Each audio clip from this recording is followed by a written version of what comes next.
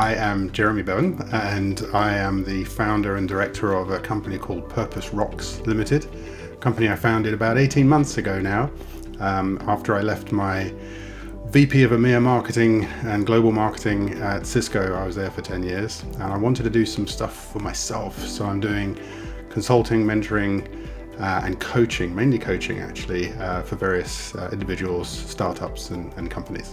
And then I'm actually also still working on some fairly large transformational projects with some very large organizations, $4 to $5 billion organizations. So it's been a real spread, right from small to large: coaching, consulting, mentoring, advising. That's probably the summary of it all. It's been a great 18 months actually. I've learned such a lot myself as well in that time.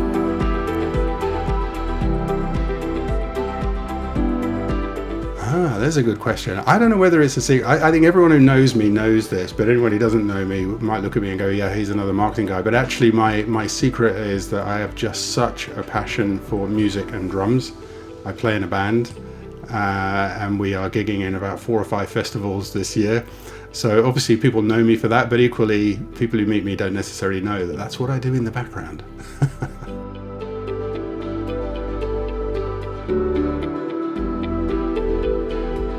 It's a great question actually, because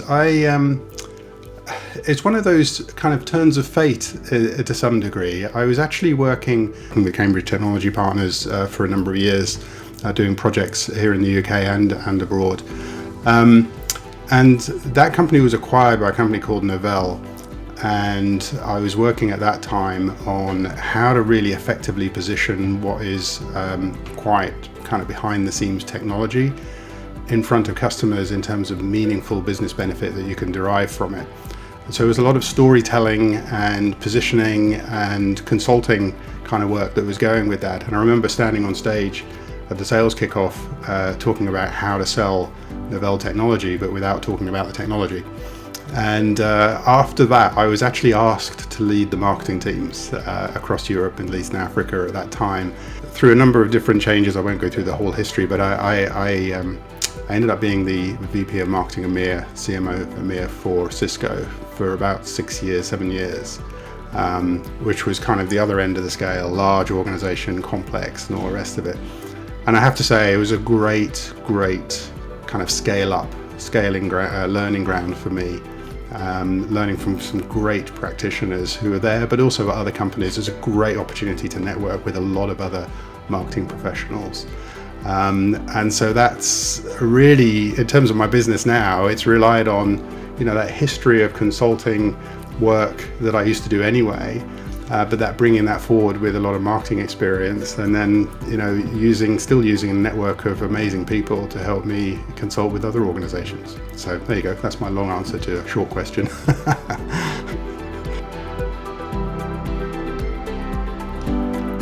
Actually, a typical day is a bit like today, really, where I've started off this morning with 2 discussions. One was a one-to-one discussion with someone I'm coaching. I was then meeting with a small marketing team at a scale-up, I think you'd call this one, where they're looking at how they can really move the needle next. And then I've just been working with another marketing director this afternoon, and this evening I'm back with a very large organization on a call of about 25 people talking about how we're driving an omnichannel journey experience into marketing there. So yeah, and that's not an untypical day for me. So quite a mix of one-to-ones all the way through to large teams that I'm working with. It's funny really, because I feel like there's one story in particular, and it's not really a story, I suppose it's more of an experience, which is one that recurs over and over again with probably every single discussion I've had with organizations since, which is whether it's a startup or a big organization, which is fundamentally working with sales. But having in mind what it really means for the customer at the end is the most important thing. So I did a lot of that. When I first went into Cisco, actually a lot of the early work that I was doing there was exactly on how to really bridge the gap between what marketing was doing and how sales was operating with marketing. And by the time I left Cisco, we were looking at some very tightly integrated marketing and sales campaigns where we're really handing over the touch point with the customer between marketing and sales, particularly with inside sales and the marketing team, and having campaigns that were built to be run that way.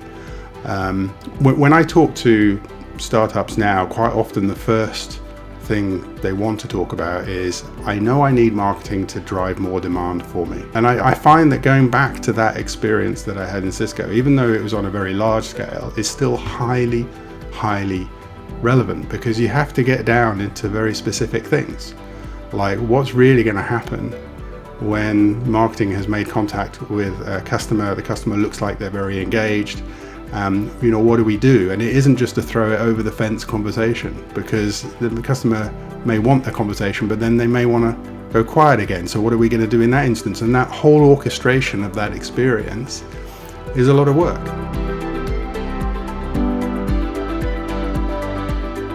It's a great question.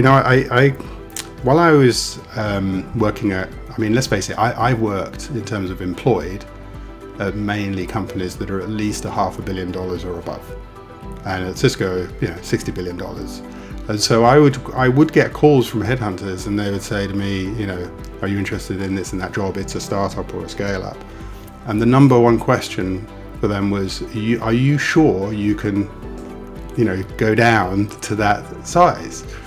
And of course I couldn't be sure. How could I be sure? I've not actually been there and done it, worked there. But I was always scratching my head going, well, what is it that's really going to be so different? And now I've been exposed to, really working with startups and scale-ups. I've realized that actually all the experience I have from a large company or larger companies is highly relevant. The issues are exactly the same. And actually the beauty is you can just get on with it. Like, you can make the decision and go, and you can test it, and actually the next week you can review how well it's gone, rather than looking at it in the next month or 3 months. So there is a faster pace to it, but that's not scary. I thoroughly enjoy that, actually. The top skill of any marketeer is still storytelling.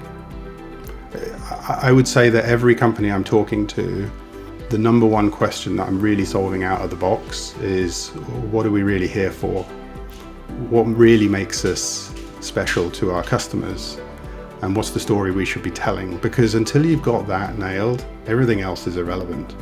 And then I think the second thing would have to be, you need to be able to partner with the rest of the organization. You have to be able to partner with sales and the other functions. So those are two critical skills. Everything else needs to follow after those two.